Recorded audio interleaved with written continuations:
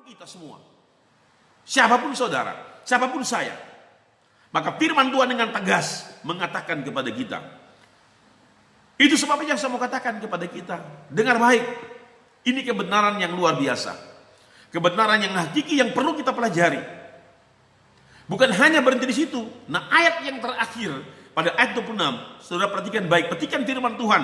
Karena itu Allah menyerahkan mereka kepada hawa nafsu yang memalukan.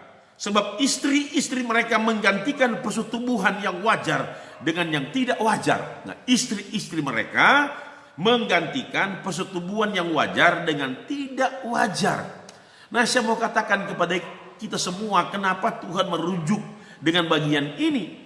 Karena itu Allah menyerahkan mereka kepada hawa nafsu yang memalukan, sebab istri-istri mereka menggantikan persetubuhan yang wajar dengan tidak wajar. Nah, kita sebagai seorang kepala rumah tangga, sebagai seorang ayah, seorang papa, ingat baik-baik, kita adalah imam dalam keluarga, kita adalah pemimpin dalam keluarga, kita atur keluarga kita sedemikian rupa sebaik mungkin, kita atur istri kita sebaik mungkin, kita atur anak kita sebaik mungkin. Kalau sampai hidup kita tidak cocok dengan Tuhan, pribadi saya, keluarga saya, ingat baik-baik, Tuhan akan membuat hidup kita lebih siksa dan hidup kita akan dipermalukan. Ingat, kalau saudara kasih dalam Tuhan, Tuhan itu Tuhan yang pengasih dan penyayang. Tuhan itu panjang sabar. Tapi dengar baik, tetapi Tuhan yang panjang sabar ini yang bukan berarti akan diam-diam saja. Tuhan yang panjang sabar, dia punya murka, dia punya kemarahan. Ingat, saya mau katakan kepada kita, setiap anak-anak yang dicintainya, setiap anak-anak yang dikasihaninya, ditegurnya, dihajarnya. Tapi dengar, jangan sampai dia mengajar kita dan mempermalukan kita di hadapan umum, di hadapan khalayak ramai, di hadapan publik, di hadapan masyarakat, di hadapan jemaat. Ingat baik-baik, ini menjadi bagian kita. Mari kita pahami baik-baik. Sekali lagi ayat 26. Karena itu Allah menyerahkan mereka kepada hawa nafsu yang memalukan. Diserahkan kepada hawa nafsu yang memalukan. Keinginan daging yang memalukan. Yang dikatakan oleh Alkitab, sebab istri-istri mereka menggantikan persetubuhan yang wajar dengan tidak wajar. Yang wajar dengan tidak wajar. Yang sebenarnya istri mereka harus tidur dengan mereka sebagai suami. Tetapi ingat baik-baik, istri-istri mereka tidur dengan suami yang lain. Istri-istri mereka tidur dengan orang yang lain. Ini dengan tegas. Ini perbuatan amoral. Ini distorsi, penyimpangan iman. Saya mau katakan kepada kita, apakah ini dalam bentuk pemahaman tipologi, apakah ini dalam bentuk pemahaman alegori, tetapi kita lihat secara harafiah dengan tegas, dengan jelas.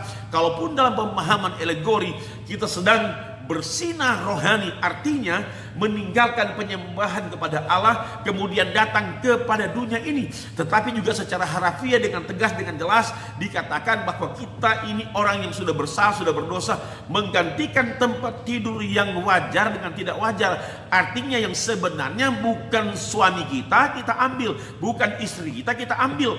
Saudara terkasih, bukan sedikit praktek-praktek yang model seperti ini yang ada di dunia ini, yang ada di Indonesia, yang ada di Sulawesi Utara, yang ada di kota Manado, yang ada di negeri ini. Makanya Tuhan sangat marah dengan orang-orang yang senantiasa menolak dia dalam kehidupannya, yang menggantikan dia dengan apa yang kekal, yang menggantikan Allah yang sebenarnya kekal dengan Allah yang tidak fana. Tapi mereka menggantikan dengan penyembahan berhala yang fana, yang hanya sementara. Jangan kesenangan sementara akan menghancurkan masa depan kita, masa depan keluarga kita, masa depan pelayanan kita. Saudara, jangan sampai kesenangan sementara menghancurkan masa depan kita. Kesenangan daging hanya sementara. Tapi kalau Anda melakukannya dari hari ke hari, terus-menerus Anda lakukan, ingat, terus-menerus Anda bikin, Anda berbuat terus salah, berbuat terus dosa, Anda kena dengan kata Yunani. Ingat baik-baik, kata Yunani yang berbuat salah, hamartia. Kita pernah belajar tentang hamartiologi dengan kata dosa. Nah, kalau terus-menerus Anda bikin dosa, sama dengan kata afon. Afon itu berbuat dosa, berbuat kesalahan, terus-menerus.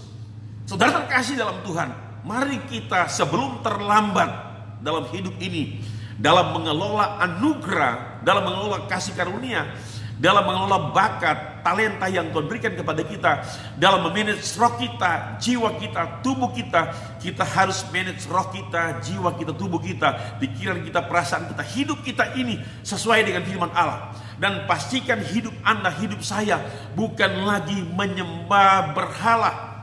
Yang saya pernah katakan bahwa apa yang kita sukai lebih daripada Allah juga itu menjadi berhala. Mari kita pastikan hidup kita bukan menyembah berhala. Kita pastikan hidup kita menyembah Allah yang kekal, Allah yang dahsyat, Allah yang hebat. Mari kita pastikan hidup kita meninggalkan kesukaan-kesukaan yang bukan dari Allah. Kita tinggalkan semuanya. Supaya benar-benar kita menyembah Allah, kita mengidolakan Allah, bukan mengidolakan dunia ini. Mari kita tinggalkan hidup yang tidak benar, datang pada hidup yang benar. Sebab kalau Anda berbuat salah, berbuat tidak benar, Anda sementara menentang kebenaran.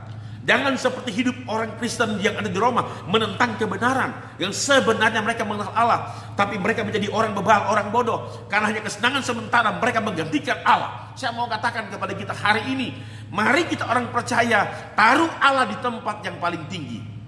Taruh Allah pada tempat yang paling tinggi. Kita menghormati Dia, menghargai Dia, menyembah Dia dalam roh dan kebenaran, dan membawa pikiran ini berpikir tentang hal-hal sorga, dan membawa tubuh ini menjadi persembahan yang hidup, kudus, bahkan berkenan kepada Tuhan, yang merupakan ibadahmu yang sejati. Ingat baik-baik, sebab Tuhan sangat menentang akan orang-orang bebal, orang bodoh, orang dungu, orang yang tidak mencari tahu tentang kebenaran. Tuhan murka kepada orang bebal, orang bodoh. Supaya Tuhan tidak murka kepada kita. Ingat baik-baik, mari kita kembali kepada firman Allah. Ikut menurut apa kata Tuhan, bukan kata saudara, bukan kata saya. Bersama Tuhan lakukan perkara besar, gagah perkasa. Haleluya, amin. Nantikan saya terus dalam program yang sama untuk menikmati kebesaran Tuhan lewat inspirasi hidup, dan saya percaya kita diberkati berlimpah-limpah. Haleluya. Terima kasih Tuhan buat firman-Mu. Kami berdoa agar kami makin hari makin kuat di dalam Tuhan menghadapi kehidupan ini. Haleluya. Amin.